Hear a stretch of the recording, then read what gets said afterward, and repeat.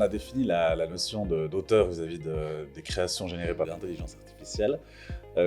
Maintenant, finalement, quelles sont leurs places en termes juridiques? Y a-t-il aussi un rapprochement à faire avec la notion d'œuvre? On en discute avec Carole de chez PTS, qu'on retrouve après la capsule précédente, et puis Pierre, directeur artistique chez Inox. Ici, en agence, on crée beaucoup de choses, que ce soit des images, des polices, des logotypes. Et est-ce que toutes ces créations que l'on fait, on peut les considérer comme des œuvres? Oui, alors le fait que ça a été créé avec l'aide d'une intelligence artificielle ou simplement avec l'aide d'outils digitalisés n'influence en rien, parce que ce qui compte, c'est pas tellement le processus qui aboutit au résultat, c'est le résultat. Donc il faut vraiment qu'une œuvre soit individuelle, puis c'est ce caractère individuel nouveau qui fait que cette œuvre va pouvoir être protégée par le droit d'auteur.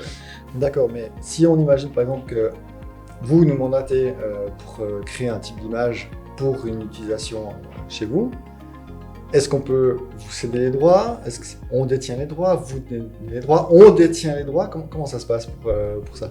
Donc la question, ça va être de lire les conditions générales des outils que vous allez utiliser. Est-ce que c'est des outils propriétaires qui vous autorisent une utilisation commerciale, des outils open source qui impliquent un certain nombre de choses. Donc c'est ça qu'il faudra clarifier dans la mesure où vous devrez pouvoir garantir au client final que dans les livrables que vous allez, les créations que vous allez leur livrer, ils ne risquent pas justement par exemple d'être attaqués par des créateurs précédents parce que l'intelligence artificielle aura utilisé en fait leurs œuvres sans leur accord.